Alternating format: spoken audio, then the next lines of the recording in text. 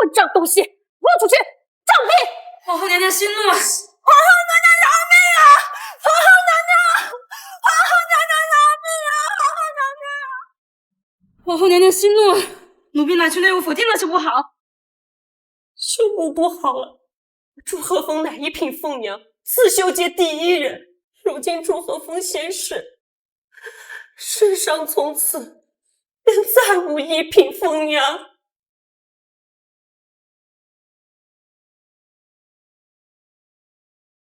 你的刺绣技艺已经远超于我，待我死后，你就是新的一品凤娘。若我现在成了新的一品凤娘，那日后还会有谁会记得外祖母？外祖母传我华绣绝技，我绝不能忘恩负义。我要为外祖母守孝3年，3年后，我才是真正的一品凤娘。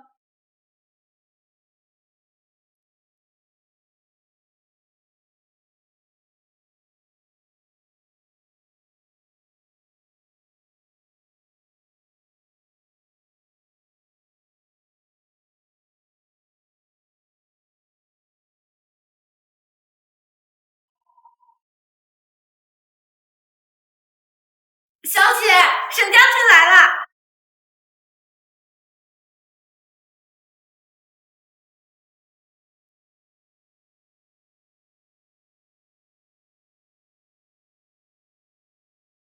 这是阿姐入宫为后时，母亲给她准备的嫁衣。如今阿姐生辰将至，沈某想将这件凤袍修补好，给她一个惊喜。当初意外得知少夫人是一品凤娘，沈某便有了这心思。不过沈某知道少夫人要守孝3年，所以等到3年期满了，才敢来叨扰。可是苏庙3年未碰针线，沈将军不怕？短短3年，少夫人就将那金缕阁起死回生，做成京城第一绣阁，足以见得，即便是3年没有碰针线，少夫人也没有丢了这一品凤娘的本事。那苏庙便替金缕阁接下这一单。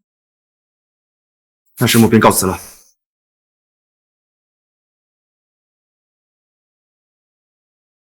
小姐，这凤袍事关重大，若是修补不好，可是要杀头的。要不我们……这凤袍是外祖母的遗作，我必须修补好它。3年守孝期已满，夫君也即将归家了，我可以告诉他我真正的身份了。姑爷要是知道你是一品凤娘，一定会很开心的。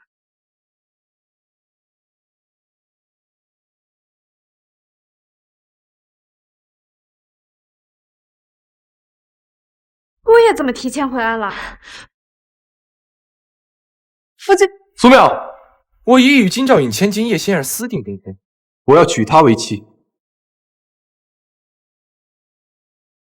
正妻尚在，你若是想娶她，难不成是想做嫔妻？仙儿可是金兆尹大人的千金，自然是不能为妾的。那你还记得曾在我父亲面前立下的誓言吗？那只是我当时想完成父母定下的婚约，但是我对你没有任何感情，只有责任。直到我遇到了仙儿，我才懂得什么才是真爱。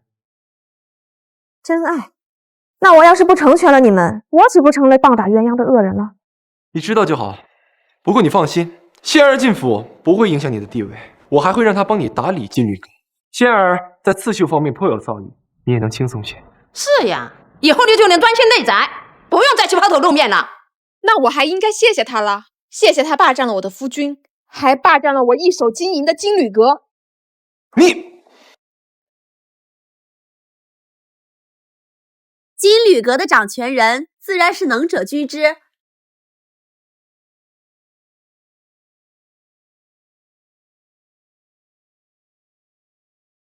你就是叶仙儿？本小姐乃是京兆尹千金，见到本小姐，你为什么不行礼啊？你也配？就算是嫔妻，那也是以原配为尊，而你不过是一个无媒苟合的外室罢了。你好了，仙儿，这事要紧。如今皇后娘娘将她的凤袍交给金缕阁来修补，如果我们能拿下这一功劳，必定让金缕阁更上一层楼。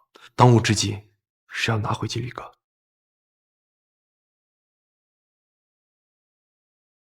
看在云凡的面子上，我不和你计较了。不过呢，从今天开始，金旅阁由我接手。以后你只负责府内事务，你们一个主内，一个主外，互不打扰。好一个互不打扰啊！你们夫妻二人恩爱扶持，而我却要为你赡养父母。我告诉你，季云凡，我可不是你们季府的老妈子。你现在没有谈判的筹码，如果你执意不让仙儿进府，我就只能将你降妾。降妾？你们竟敢如此欺负我们家小姐！我没休了她就算不错了。我看你们是忘了，这金旅阁是靠谁一步一步打理到现在的地位，而你们又是靠谁才能享受这荣华富贵？那你到底想怎样？我要和你季云凡和离。和离？和离可以，不过你得交出金旅阁的房契和账册。要不是我们家小姐，金旅阁早就垮了，哪还有如今的京城第一秀阁？你们太过分了！金旅阁能走在现在的位置，靠的是金旅阁这块百年老招牌，而不是你家小姐。更何况，我和云凡已经在西洋找到了一种可以代替手工刺绣的机绣技术，用不了多久呢，我们就可以做到让金旅阁产量翻倍，甚至利润翻倍。金旅阁没有你家小姐，一样能赚哦。既然他们如此有信心，那我便把金旅阁拱手相让。此话当真？当然。不过，我还有一个要求。只要你交出金旅阁，让仙儿进府，就算你现在想挽留我，我也同意。我苏妙做事儿从来都是有始有终，给我7天的时间，待我打理好一切事宜，我便把金旅阁交给你们。好。小姐，你都要与姑爷和离了，还修补这凤袍做什么？这件凤袍是外祖母的遗作，作为她的亲传弟子，我有责任修补好它。更何况这是皇后娘娘的凤袍，要是修补不好，恐怕会牵连很多人。要我说，就应该不管他们，让他们下大狱去。对了，父亲他身体不好，这次我和季云帆和离的事儿，千万不要告诉他，免得他气大伤身。知道了，小姐。不好了，不好了！可不是，苏老爷出事了！你个糟老头，你干什么？季云帆，你忘了你当初是怎么跪在我面前发誓，只娶妙妙一个人的？妙妙嫁到你季家3年，你是怎么对她的？我倒是想敲一敲灯王骨，告一告你这个负心汉！你去告啊！啊！我现在的老丈人是金少爷，你去告啊！你个糟老头子，别得寸进尺啊！奸夫淫妇，你们会遭报应的！这个疯子胡乱咬人，给我打，打到他不能胡乱咬人为止！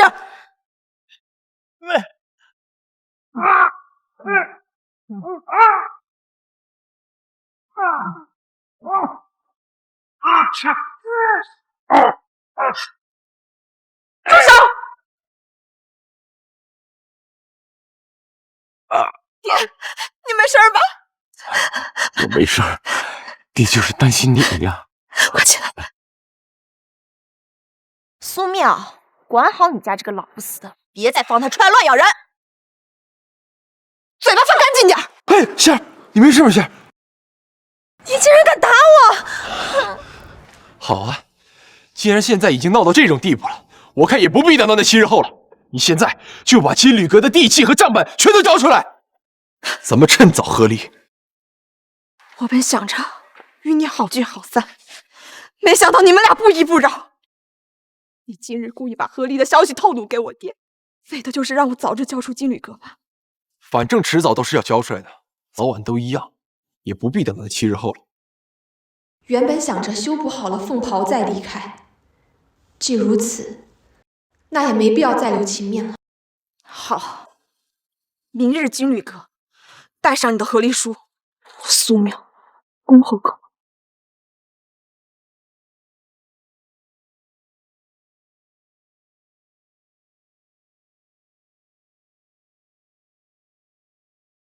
钥匙、对牌、账册，还有你们最看重的房契，都在这里面了。你们清点一下，看一看还有没有疑。这是什么意思？别急嘛，我只是想再提醒你们一下，这皇后娘娘的凤袍修补是沈将军指定要我来做的，如今还没有完成修补，你们却……够了，苏妙，我知道你舍不得我，不过我的心里面只有仙儿。既然你容不下仙儿，就别再耍这些小花招了。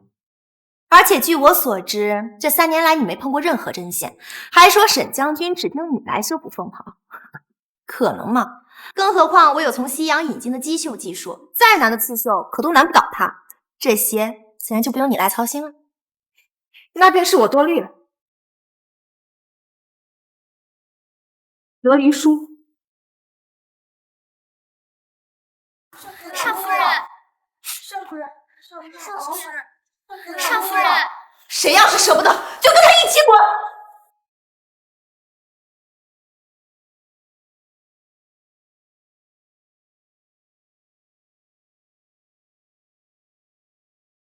你们先好好待在这儿，如果我们有缘的话，我们还会再见的。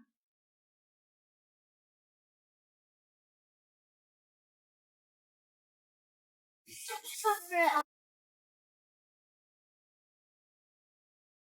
如今我已与苏妙和离，以后我们就可以光明正大的在一起了。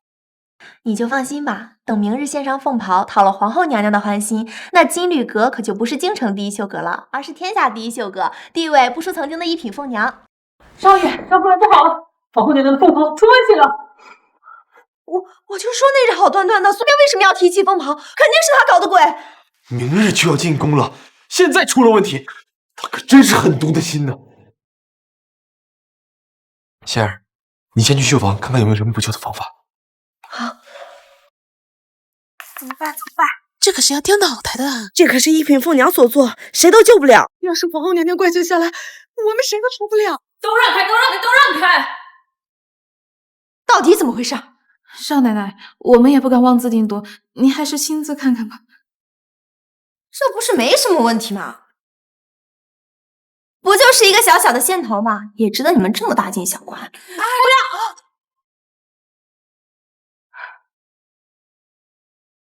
完了，这下全完了！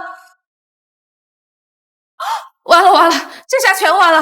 这可是皇后娘娘的凤袍，弄不好瞎掉脑袋的。怎么会这样？不就是一个小小的线头吗？怎么会这么严重？这凤袍上的刺绣是一气呵成、处处相连的，看似一个线头，其实牵一发而动全身。这下彻底完了。那这还能补救吗？之前是少夫，是苏姑娘补救的，不如我们找她。不行！你们刚刚也说了，这刺绣是一品凤娘所做，她又不是，她来干什么？那怎么办？我们不是有缝纫机吗？用缝纫机一夜就可以修不好。不想死的话，就老老实实照做。这件事不许透露给任何人，尤其是少爷。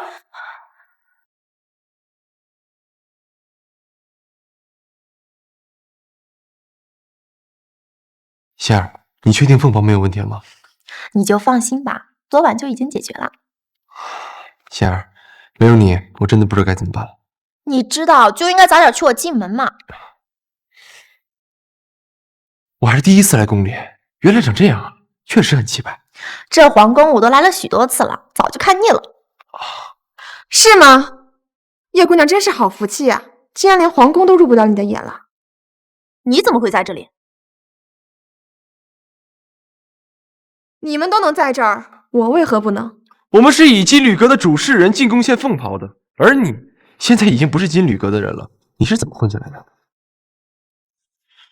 沈某还有一事相求，千秋宴那日，可否请少夫人进宫陪阿姐说通话？深宫寂寥，我怕她闷得慌。好，自然是皇后娘娘邀请我来的。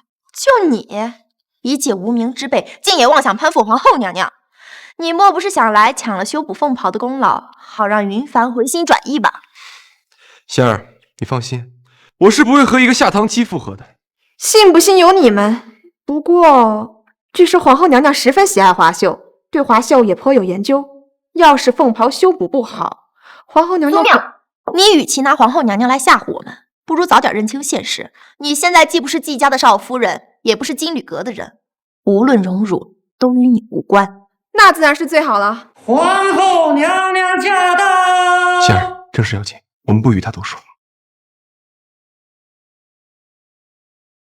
皇后娘娘，臣弟今日为您准备了一份惊喜，是何物？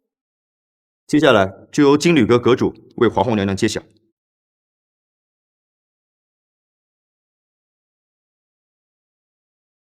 怎么是你？将军有所不知，苏姐姐已经将金缕阁全权交付于臣女。怎么了？有何不妥？没有。快打开给本宫瞧瞧。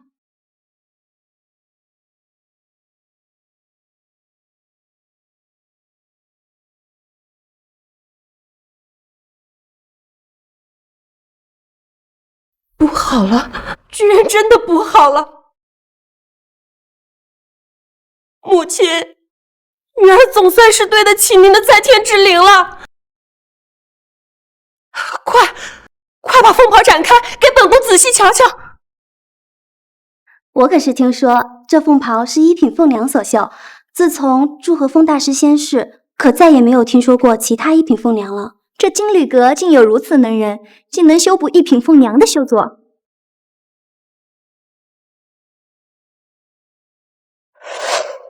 竟敢愚弄本宫！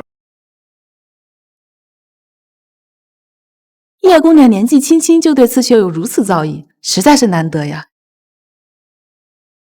苏淼，我说了，金缕阁没有你只会变得更好。那便提前恭喜姬夫人了。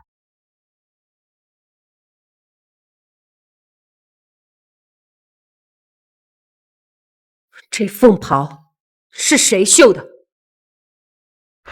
是臣女，这凤袍是臣女用西洋引进的机绣技术所修补的。机绣？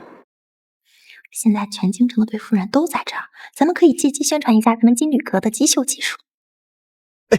回禀皇后娘娘，就是一种叫做缝纫机的机关所做的刺绣，不仅效率高，还不容易出错，成品也非常精美。缝纫机？这是何物？听起来应该是可以刺绣的奇巧玩意儿。可这机绣能有一品凤娘的意蕴吗？虽然机绣呢没有一品凤娘的意蕴，可是如今世界上已经没有一品凤娘了，手工刺绣迟早会被机绣技术所取代。就像这凤袍，臣女用机绣也可以将它修补得天衣无缝。苏姐姐，你说是吧？是吗？3，那本宫是不是该？这些都是臣女分内之事。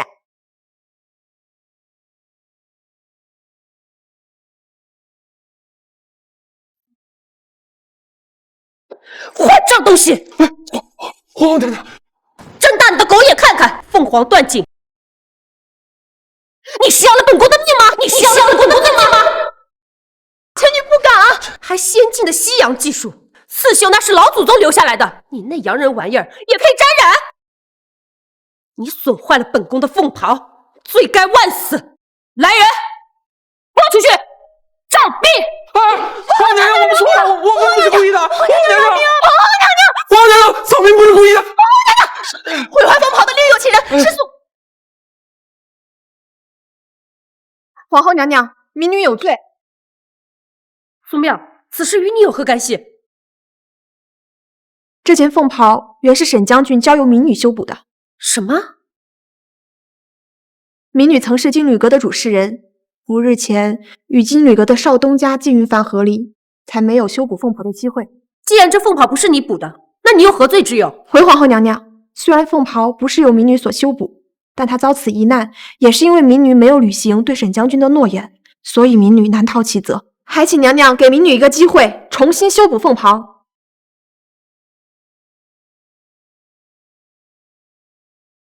臣弟愿替苏姑娘担保。这凤袍世人皆可修其形，却修不了其中的意蕴。现已有前车之鉴，本宫该如何信你？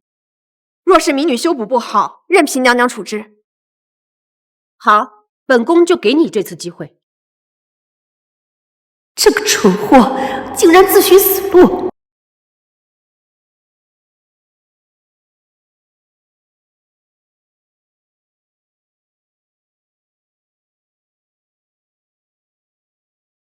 这不是华秀的披丝技法？寻常绣娘绣上许多年都不一定能学会。她根本就不会刺绣，她在金缕阁3年从未碰过刺绣。我与她生婚多年，从不知她会刺绣，就算会，也只是皮毛罢了。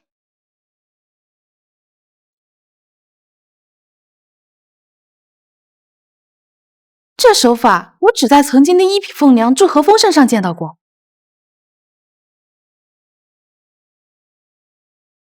没想到今日竟然能见到比她更快的。她怎么可能是一品凤娘？都是绣花架子，中看不中用。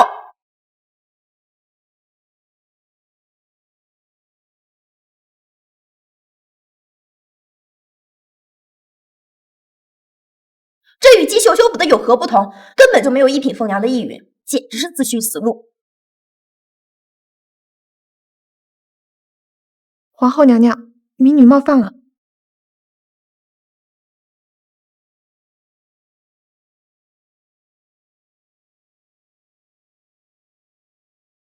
快看呐，凤凰，真的是凤凰哎，是祥瑞之兆啊，这是。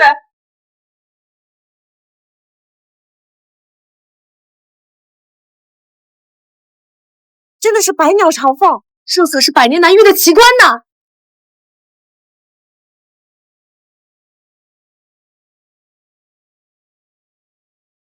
天哪，凤凰是祥瑞之兆啊！这是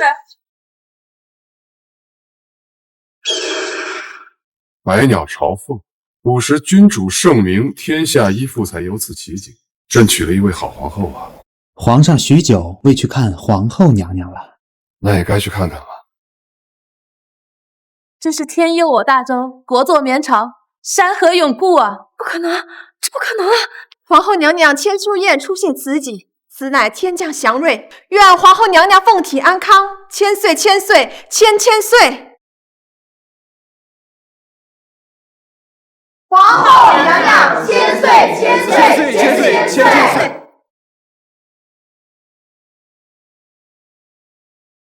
众卿说的没错。臣妾给皇上请安。参见皇上。都起来吧。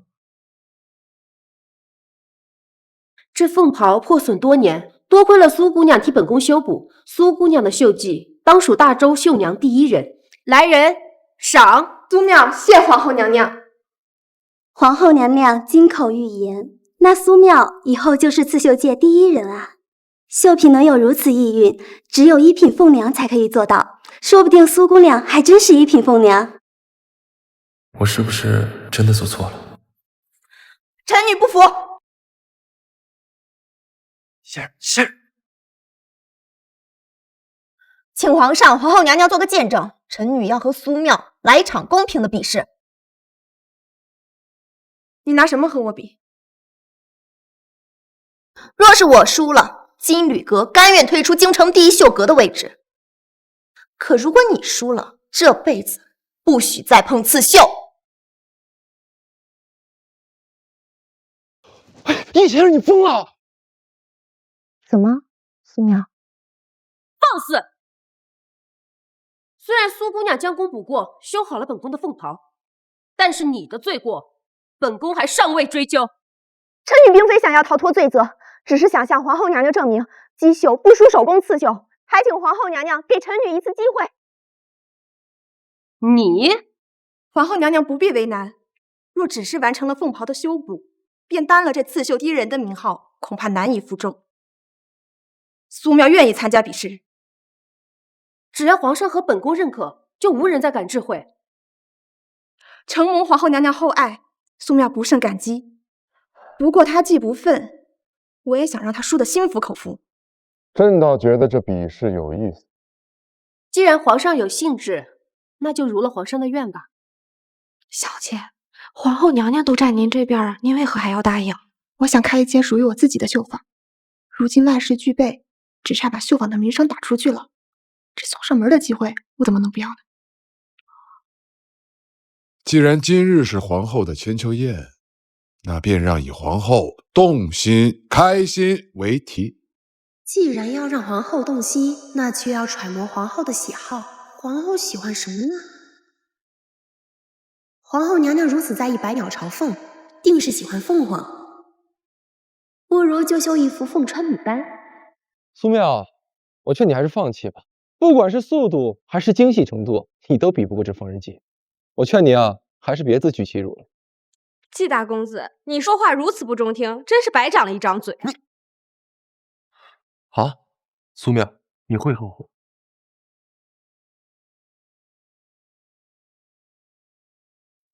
沈将军，民女有一事相求。你尽管说，只要是本将军能办到的，我定竭尽全力。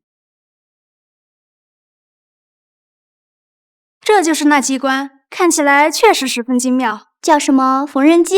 各位，比赛开始！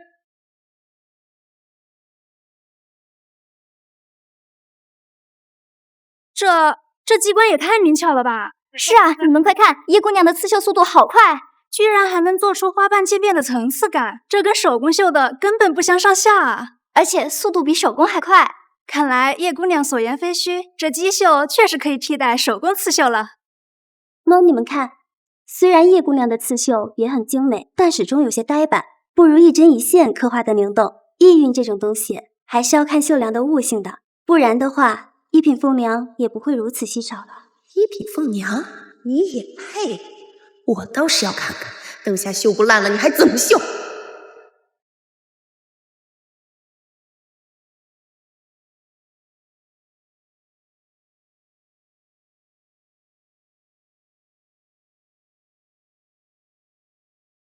苏姑娘怎么停下了？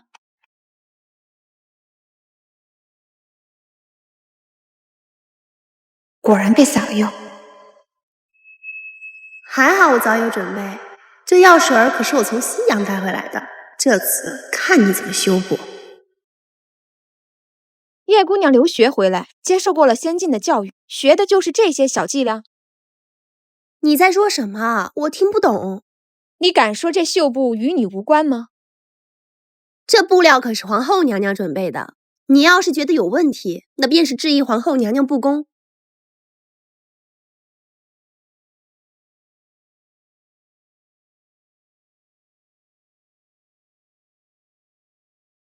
皇上、皇后娘娘，民女不慎损坏了绣布，还请准许民女更换布匹。可现下时辰已过半，如若你现在换布，恐怕来不及。臣弟愿替苏姑娘重新准备绣布和绣线。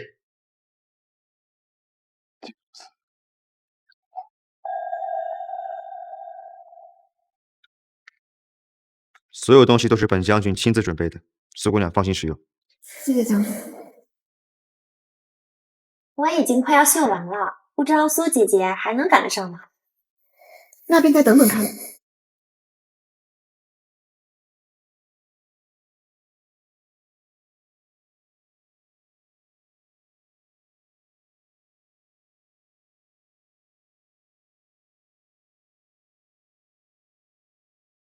这个是我从西洋特意收集的百花蜜，涂此香蜜定能引来百蝶争香，讨皇后娘娘开心。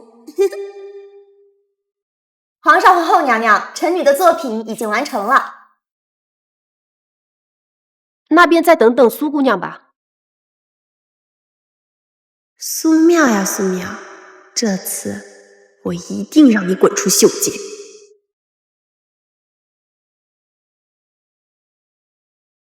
时辰到。皇上、皇后娘娘，臣女也已经完成了。那就展示吧。臣女深知凤凰乃是百鸟之王，皇后娘娘更是国色天香，所以特意作此《凤穿牡丹图》给娘娘贺寿。好香啊！什么味道这么香？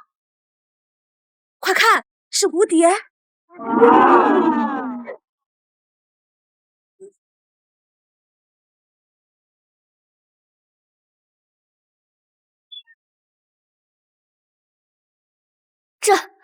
这牡丹竟能以假乱真，吸引了蝴蝶停留。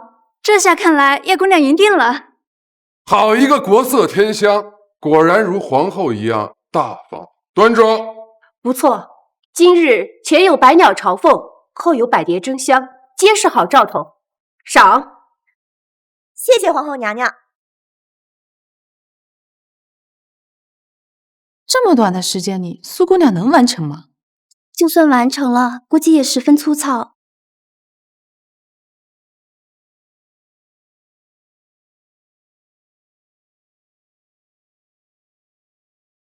没想到苏姑娘真的在这么短的时间内完成了。只是这绣品上只有一个背影，看不出是谁啊。我怎么感觉有些熟悉呢？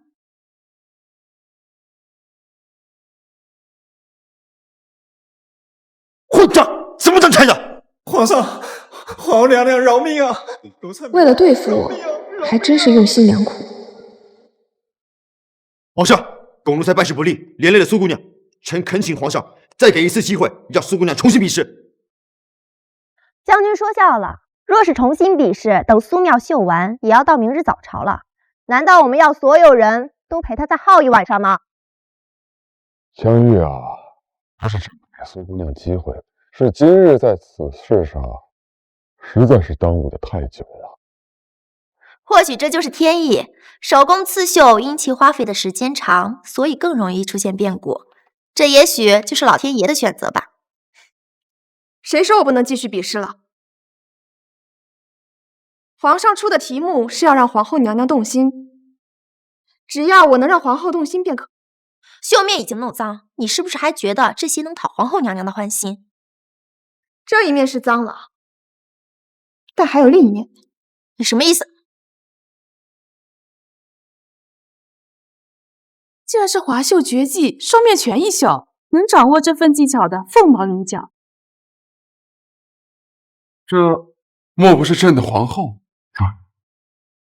这不是阿姐，这是娘亲。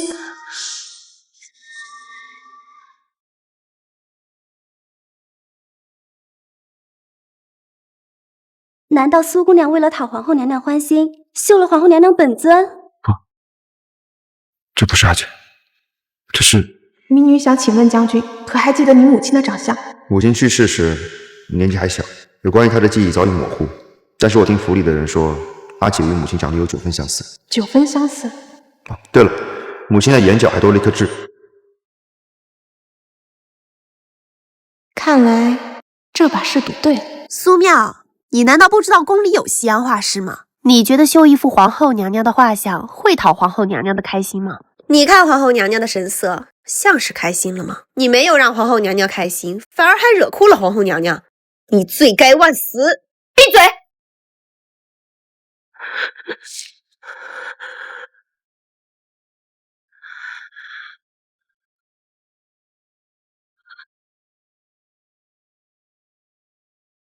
娘亲。6、7。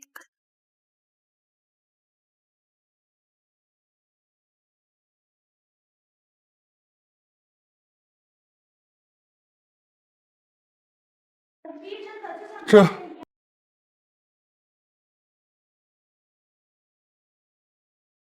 锦华，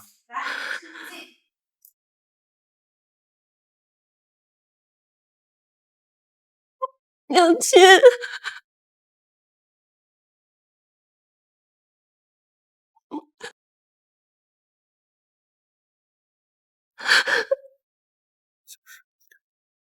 娘亲。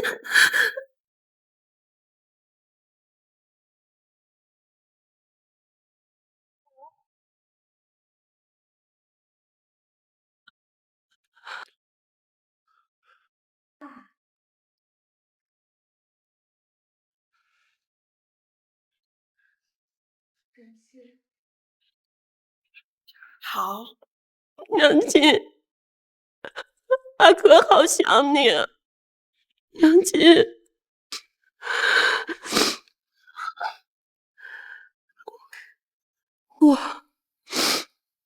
皇上，臣妾不是难过，臣妾是高兴。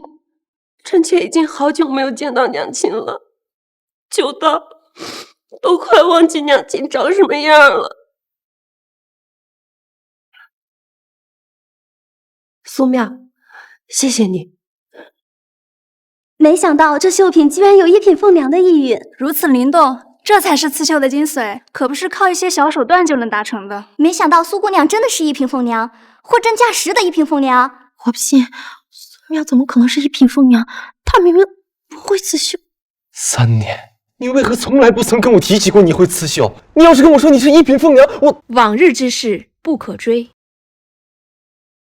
既如此，本宫今日赐你一品凤娘，也是实至名归了。谢皇后娘娘。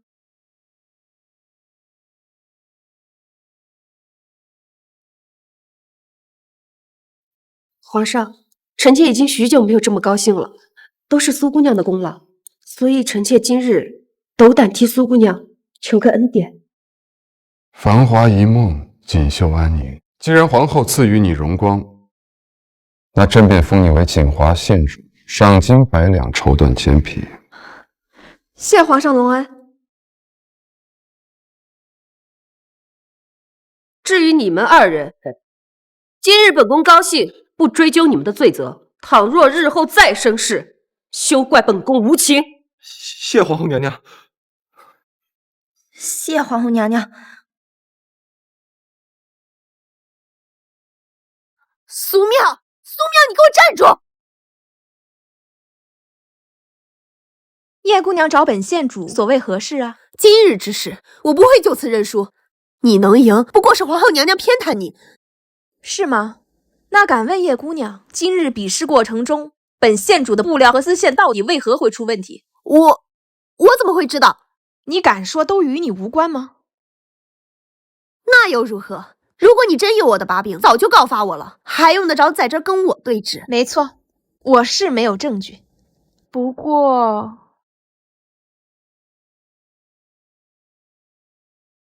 如今我为县主，你一个京兆府的庶女，还敢以下犯上？连个贱婢也敢这么欺负本小姐？咱们走吧。走什么走？你刚刚为什么不让我说话？现如今他已经是县主，你用何身份跟他说话？更何况，我们本来就输了，愿赌服输，何必为难？你为何要向着他说话？我只是觉得我们不占理。我问你，你为什么要向着他说话？你说啊！哎，够了！你怎么变成现在这个样子啊？像个泼妇一样。齐云凡，你是不是后悔和我在一起了？还是说，你觉得我弄砸了凤袍的事情，所以你对我失望了？还是说，你觉得苏妙比我好，所以更喜欢苏妙了？怎么可能？我的心里面就只有你。我这辈子就认定你了，过2天我们就成婚，好吗？真的？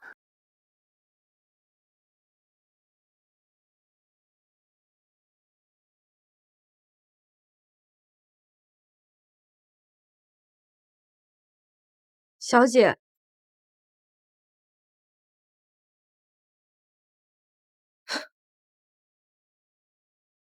小姐，你都不生气的吗？这叶姑娘好生不要脸，居然还把晴姐送到您这儿来了。我有什么好生气的呀？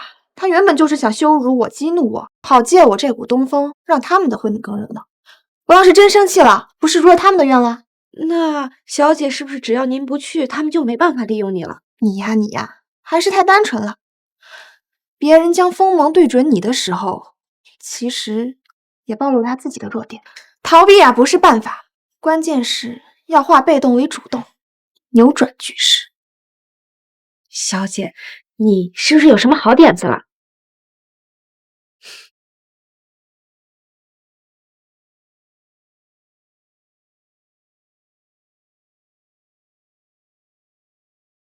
仙儿就是我一开始就想要的人啊，我应该高兴的。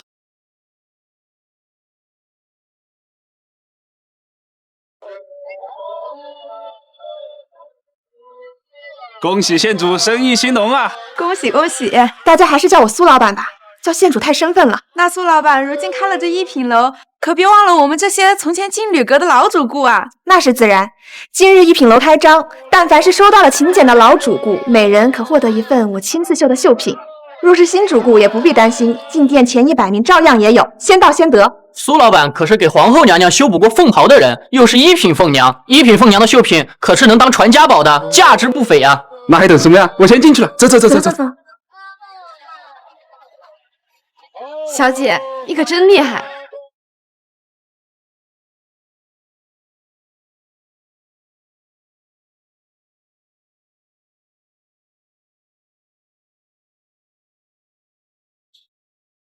怎么回事？人呢？那些老主顾呢？我不是让你亲自上门给人送请柬吗？请柬奴婢都亲手送过去了，可是奴婢也不知道啊。少爷，少爷，不好了，不好了！混账东西！今天是本少爷大喜的日子，说什么晦气话呢？小的该死，小的该死！行了行了，发生什么事了？钱夫人新开了一家绣楼，叫什么一品楼。开就开，我们金旅阁还怕他不成？可是他就开在咱们金旅阁对面，而且咱们的老主顾全跑去他们那边了。什么？少爷，钱夫人让我把这个给你。我也没给他翻请柬啊。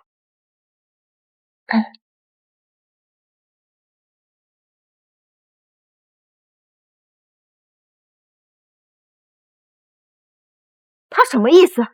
他说我们的婚姻一文不值吗？明知道我俩今日成家，还选择在今日开张，还把所有的老主顾都叫过去，我看他就是诚心跟我作对，我去找他算账。行了，你现在过去干什么？还嫌不够丢人吗？丢人？你当时说喜欢我的时候可不嫌丢人，也是，你当时更嫌弃苏妙。你简直不可理喻！季云凡，你到底有没有良心啊？我这样做不还是为了你吗？我怎么会娶一个你这样的人啊？苏妙，你不让我好过，你也别想给我好过。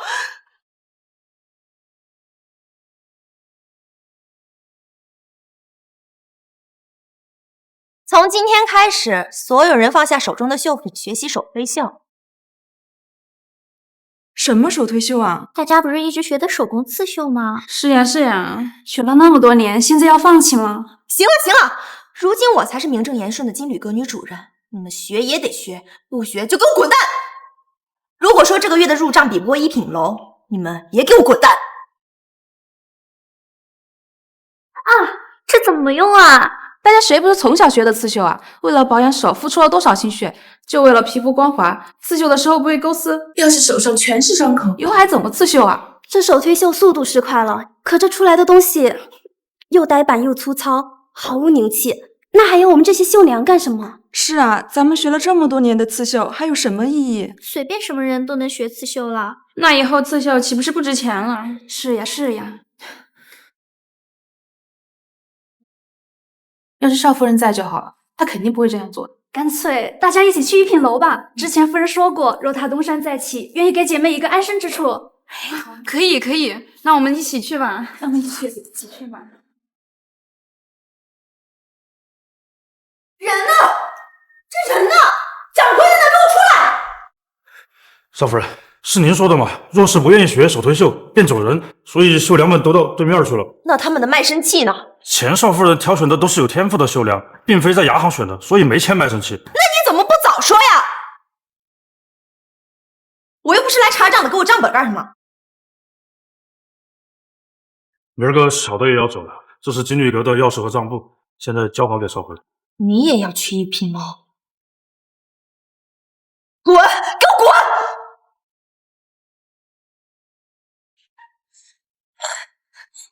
贱人，都是贱人！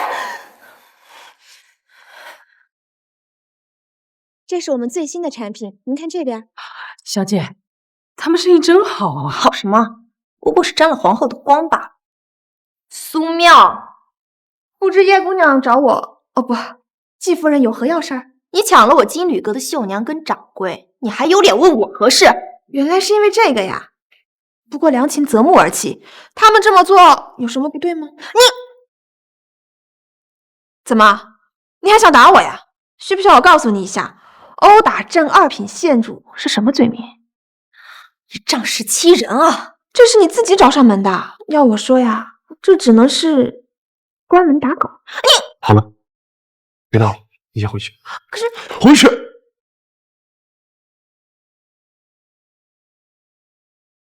苏妙，仙儿她不懂事，我替她向你道歉。苏妙，我想问你，你做这些是不是想挽回我？挽回你？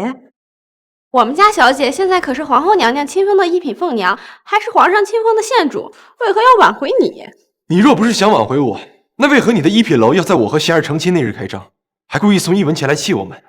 难道你不就是想破坏我们的婚宴吗？季公子未免也太自作多情了吧？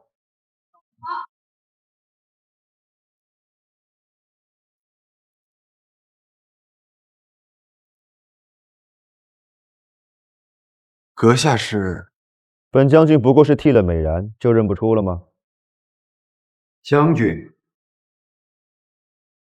你是沈将军？正是。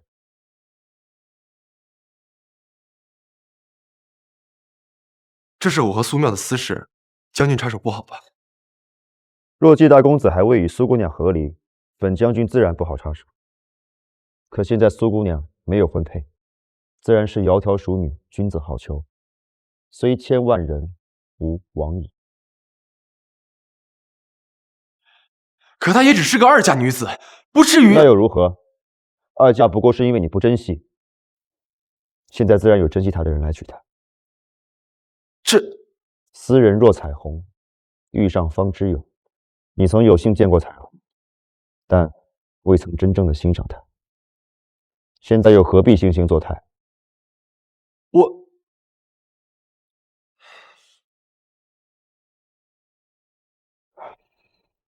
刚才是沈某唐突了，不要放心上。不过，方才那些话也确实是沈某的肺腑之言。沈将军，今日楼里事务繁忙，我恐怕要怠慢你们两位了。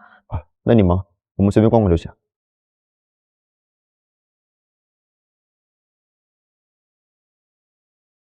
你不是说苏姑娘不喜欢老的，喜欢俊俏的吗？她怎么见到我直接走了？属下也不知道。难道是将军长得不够帅？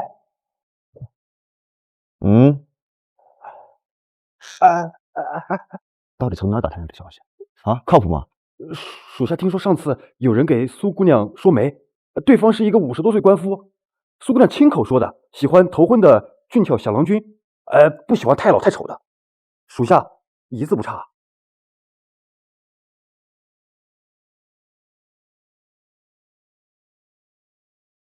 小姐，你该不会是脸红了吧？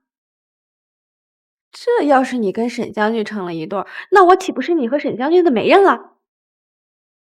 你这边请，林夫人就在府上。放肆！朝前留人！这位大人，我的丫鬟冲撞了您，我代他向您赔不是，请您高抬贵手。您放心，我自有办法补救。什么办法？您跟我来。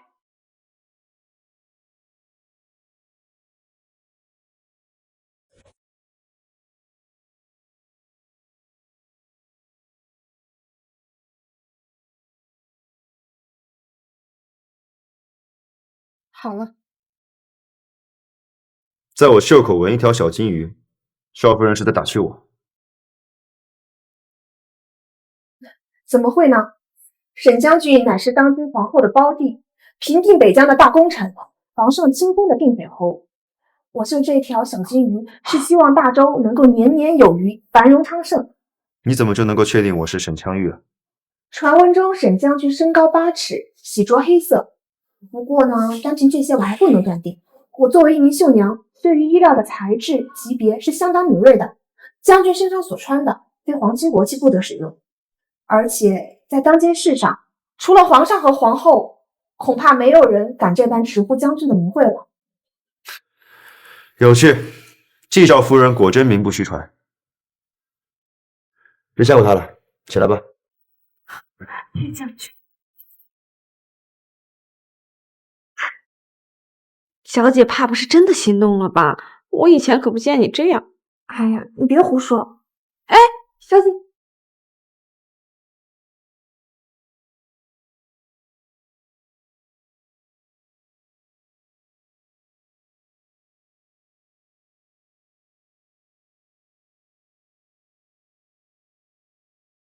黑心小郎，皇后公道！皇后公道！黑心小郎，皇后公道！黑心小郎，们家买的绣品做成了衣裳，我这身上全是疹子。是啊，我也是。就是你看，我们这些妇道人家也就算了，家里未出阁的姑娘可怎么办呀？就是啊，姑娘家身上挠破了，以后还怎么嫁人呀？这针子，女人家也就算了，我一个男人养的我都难受，叫你们掌柜的出来还我一个公道！大家别着急，别着急，现在也还不能确定，就是咱们一品楼的绣品有问题啊。不是你们绣品的问题，难道是我们自己的问题吗？就是啊，是我们自己，我们就报官了。报官！对，报官！大家稍安勿躁。这次的事情，一品楼一定会给大家一个交代。就是他，他就是一品楼的东家。苏妙，给个说法，给个说法。我理解大家的心情，但眼下最重要的是解决问题。我以一品楼楼主的身份承诺大家，但凡在一品楼买的绣品出了问题，都可以找我登记退款，并且我会让掌柜的带着大夫亲自上门诊治，一切费用由我们一品楼承担。也请大家给我一点时间调查清楚真相，还大家一个公道。是啊，我相信苏老板不是这样的人，一定有什么事情。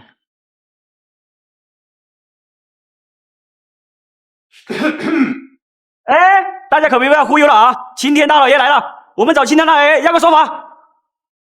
本官接到有人举报，说县主售卖毒绣品，还请县主跟本官走一趟吧。不行，夫人大人都知道您的千金跟县主结怨，您应该不会因为您的千金公报私仇吧？姑娘慎言，有人报案，本官只是秉公执法，人证物证俱在，就算是县主也没有免罪的理由。若是本将军要护着县主呢？若是本将军要护着县主呢？下官执法办案是下官的本分，还望将军谅解啊。是吗？但是本将军要保的人，你休想动分毫。我可以跟你走一趟，但求叶大人还本县主一个清白，也给大家一个公道。多谢县主体谅，请。苏姑娘，其实你没有必要去这遭的。有些事儿自然是弄清楚更好了，但我还有一件事儿想请将军帮忙。你最近可能很累。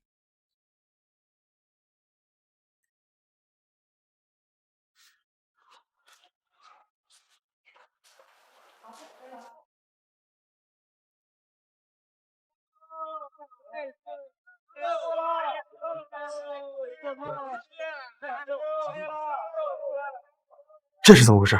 遭报应了呗！这贱人做的事情，连老天爷也看不下去了。你老实跟我说，这是不是你设计的？什么？你心疼了？我只是担心惹上麻烦，毕竟他现在是县主，又是皇后娘娘眼前的红人，这事跟你没关系吧？当然没有。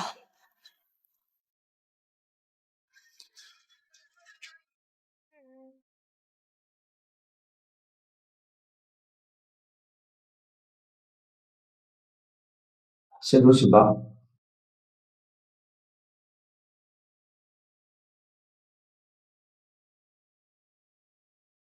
县主稍等，您是贵人，待会儿咱家大人会亲自过来问话。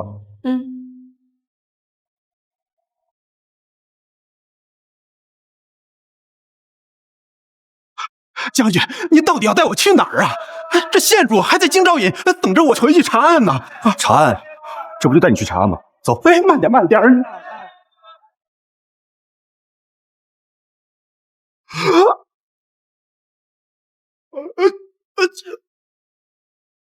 这件事儿你办得不错，这些都是赏你的。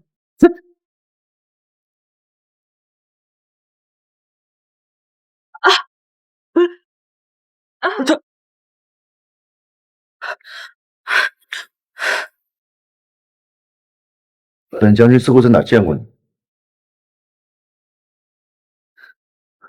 这不是叶小姐的贴身丫鬟彩环吗？叶大人，想必你应该很熟悉吧？我说了，我只是跟他私相授受而已，被你们抓了，我也没什么好说的。只是我的卖身契在我家小姐那里，就算是怎么惩罚，也得她说了算。他说了可不算，这个说了算。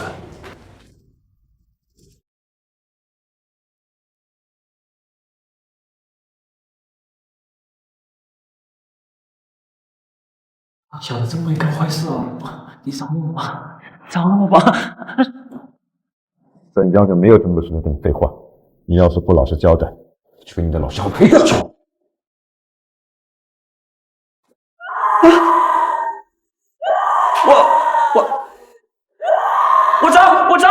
我全都招！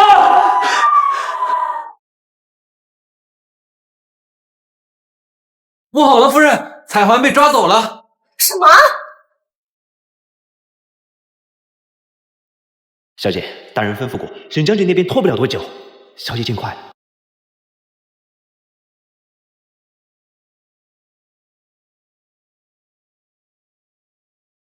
小姐，他们没对你有隐瞒？没有，他们没有证据，不敢对奴婢动刑。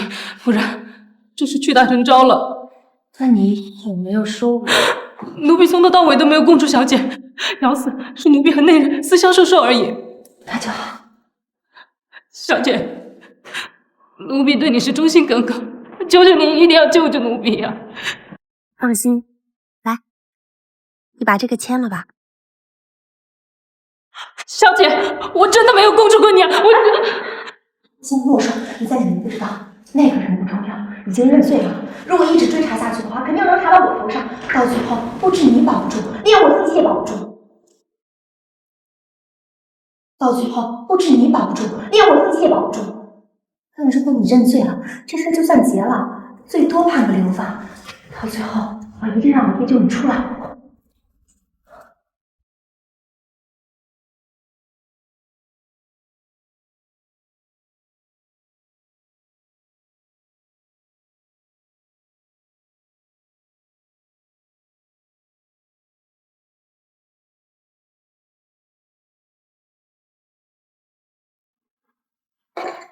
你也是遭大法了，来喝碗燕窝补一补。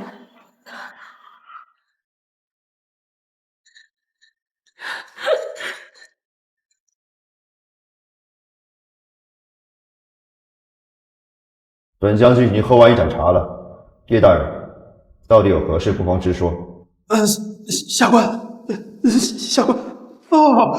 下官是想跟将军商量一下县主的案子。哦，那叶大人倒是说说，有何新发现？虽然此案涉及到了下官的女儿，但将军放心，下官绝不会徇私。时间不早了，本将军先走一步。将军行。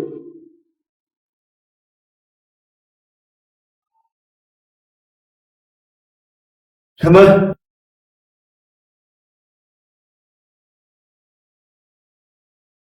呀，沈将军，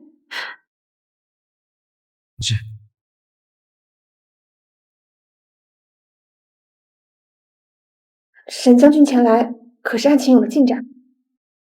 不是，我查这叶少贤有意拖住我担心你会出事，我才过来。不过，若他拖住你，并非是对我不利，那他……不好，他们要杀人灭口。县主，你可以走了。案子还没查清，为何要放我走？你还不知道吧？彩环已写下认罪书，畏罪自裁了。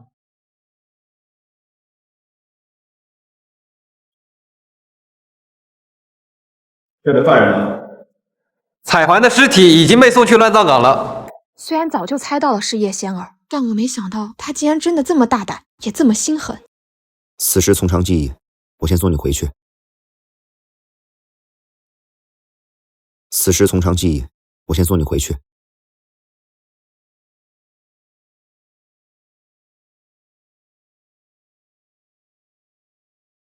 真没想到啊，下了大狱，县长居然还全虚全影的回来了，真是便宜你了。人在做天在看，我相信法网恢恢，疏而不漏，真相自然会有水落石出的一天。季夫人啊，你大可不必担心。你，哼！小姐，您受苦了。哎，只可惜没能亲手抓住这个叶仙儿，影响一朵案件难防的。小姐，你以后可得小心了。无碍，他蹦跶不了多久了。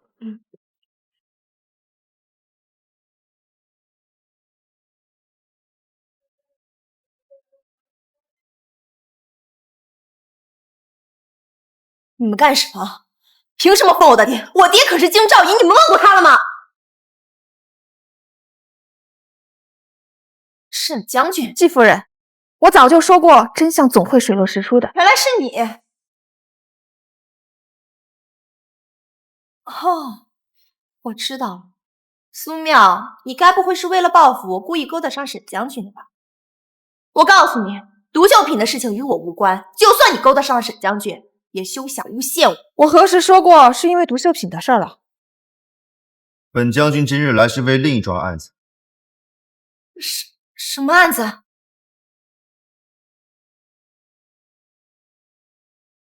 带人证。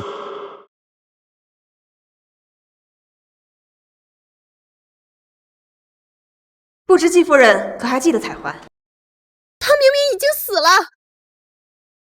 在你季夫人的眼里，彩环的确应该死了。那日彩环的尸体即将被扔入乱葬岗，待我赶到之时，发现她还有一丝丝气息，便委托沈将军救下了彩环，这才堪堪捡回一条命。剩下的话，就让彩环自己说吧。奴婢自小就在小姐身边，自然懂得一荣俱荣，一损俱损。奴婢被绑的那一天，我从未想过要供出小姐呀。小姐让奴婢签认罪书，说要救奴婢出去，奴婢信了，便毫无防备的喝下了小姐亲手送的那碗燕窝。但是那碗燕窝竟成了奴婢的催眠符。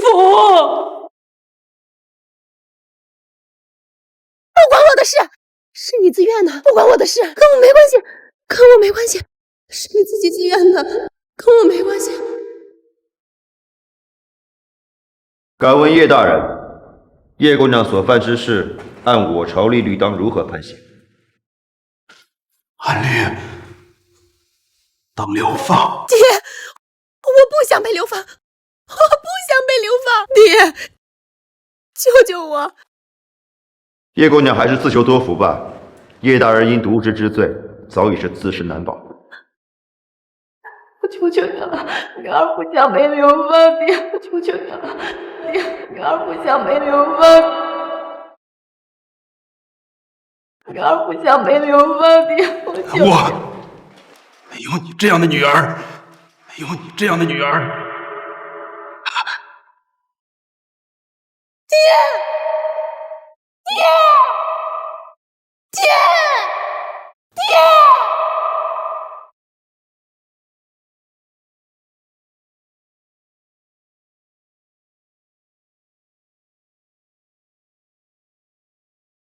无论是做生意还是刺绣，人只要动了歪心思，就注定走不长远。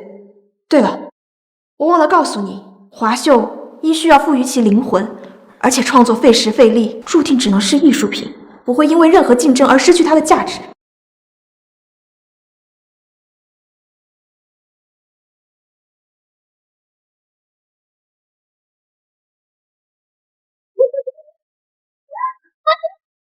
仙儿如今神志不清，我才能保住她不至于流放。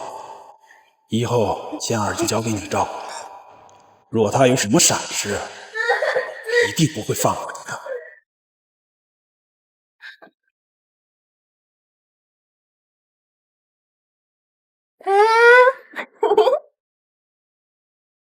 你长得好好看。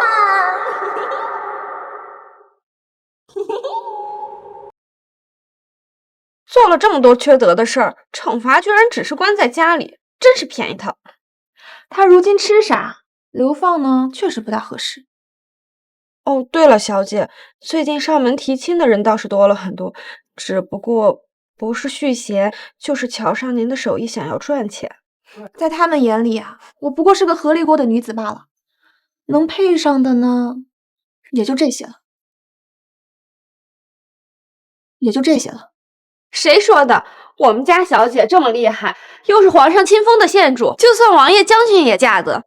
你家小姐呀，养得活自己，若是能寻个良婿锦上添花，自然是最好；若不能，也不是非要夫婿不可。依奴婢看，沈将军就挺不错的。好啦，赶快进宫吧，不要误了东院的时辰。是。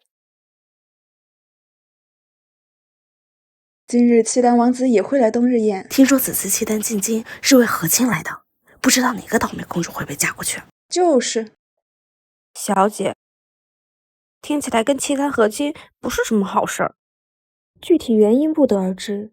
不过传闻送去和亲的公主均未活过20岁。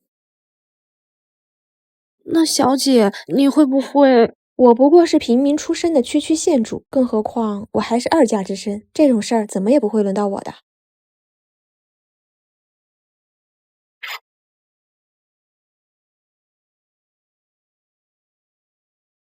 这似乎是契丹人的打扮。你们中原女子庄大人难道没有一点表示吗？大人恕罪，民女愿赔一件衣裳给您。我可是听说中原女子可只会给丈夫做衣裳。王子慎言，民女不过是无意毁坏了您的衣裳，我大周乃文明礼仪之邦，赔偿是理所应当的。和传说中的不太一样啊，有意思。我们还会再见面的。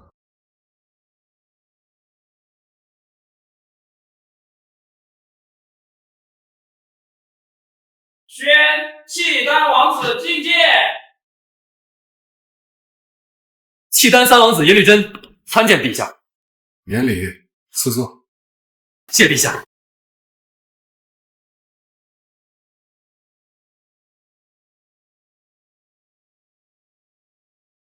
怎么，王子跟县主认识？不认识，不过有幸在宴会开始之前与县主有过一面之缘，对县主很是好奇。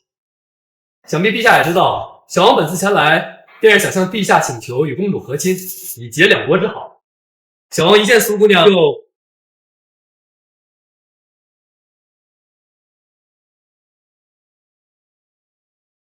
陛下恕罪，民女不胜酒力，打翻了茶杯，还望陛下准许苏庙前去更衣。去。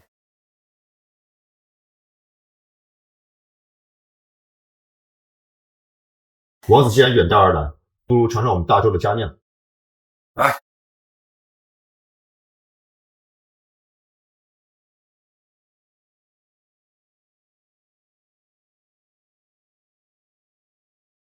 小姐，这契丹王子该不是看上你了吧？但愿是我们想多了。不过这样下去也不是办法，我们得赶快出去。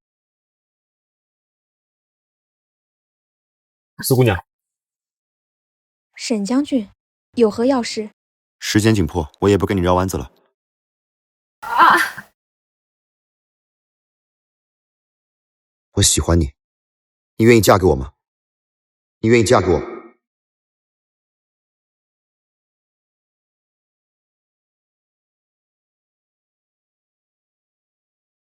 我相信你也看到了，今日契丹王子有意和亲，刚才在殿上他对你……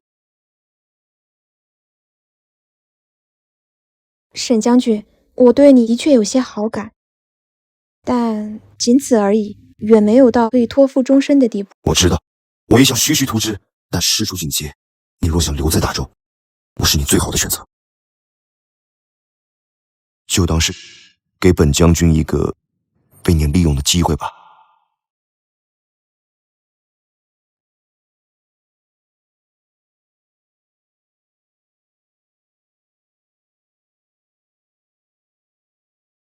陛下，既然县主已经回来了，那小王便按大周的风俗，正式提起求亲。小王一见县主，便一见倾心，不知县主可有婚约在身啊？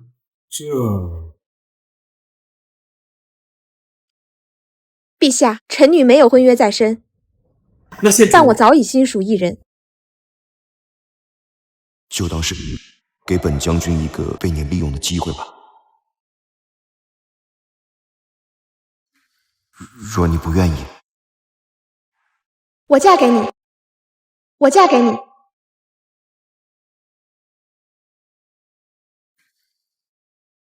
沈将军，你怎么还不过来？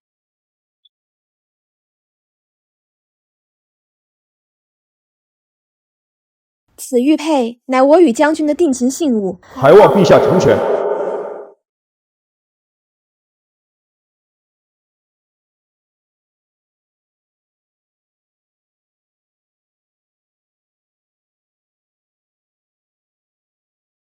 哎呀，三王子，找什么有何要事？你别得意，你不过只是赢了一时而已。我可不觉得我赢了，因为你从来就不对手。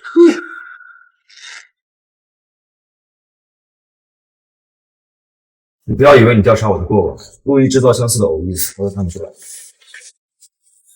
看出来又如何？一开始我确实好奇沈将军喜欢的女人是什么样的，但当我见到她的那一刻起，我才发现我确实喜欢上了她。请你替我转告她，我的王妃之位一直等着她，希望你最好不要落在我的手里。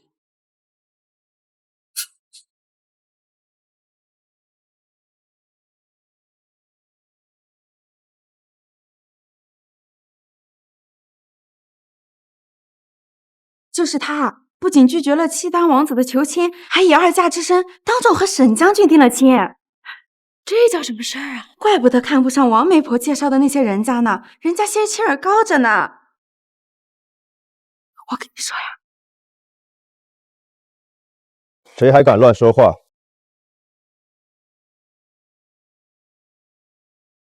等将军把他舌头扒了！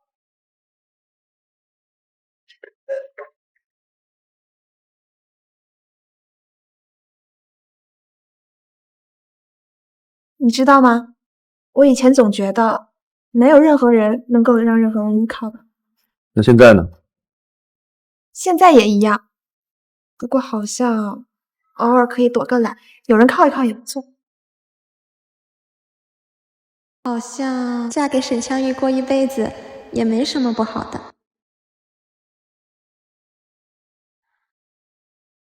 小姐，你饿不饿？有一点。我看那边有个小厨房，我去给你找些吃食吧。好。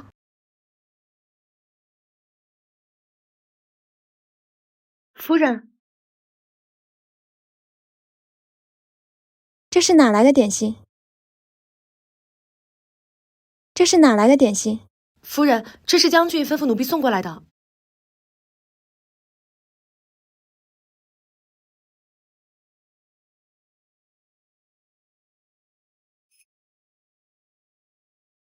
夫人，夫人，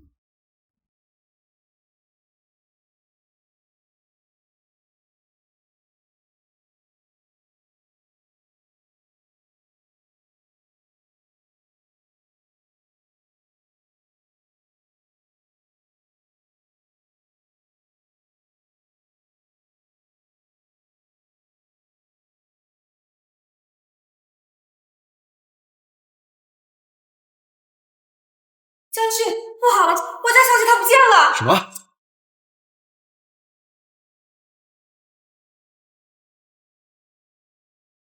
别挣扎了，叶仙儿，是你？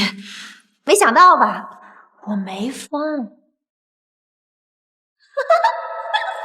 你是怎么混进将军府的？我不过就是收买了一个丫鬟，没想到这么轻而易举的就绑架了你。看来这个将军府也不是很安全嘛。叶仙儿，我劝你不要执迷不悟了，小心酿成大祸。如果不是因为你，我怎么会落到现在这个地步？都怪你，都怪你让我失去了这一切！你到底想干什么？你到底想干什么？我想干什么？我想毁了你。怎么，你很担心你的手啊？只要你的这双手毁了，这世界上可就没有一品凤娘了，金缕阁就又是我的了。我看你是真的疯了。他们找到我，你就死定了。找到你？我告诉你，他们是找不到你。不仅你逃不出，他们也找不到你。他们找不到你的。秦昊，今天一定要毁了你！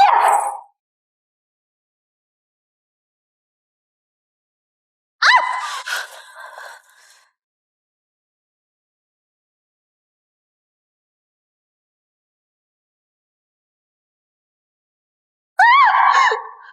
你以为我刚刚一直看的手是担心你毁了它吗？秦昊，我今天一定要杀了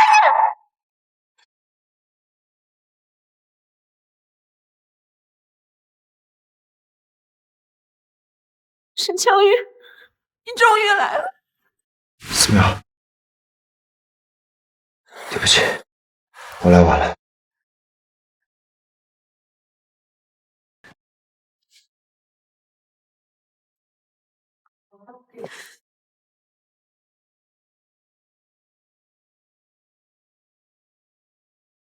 哎呀，东家，您今个怎么来了？近来呀，我们一品楼的订单量猛增，难为大家了。过节还要在楼里赶工，所以呀，我决定今年大家的工钱3倍，而且呢，我陪你们一起守岁过年。太好了，虽然和东家共事了3年，但这还是头一次一起过年呢。那我去做点好吃的。那我去买点点心。那我就给你们算算明年的工钱。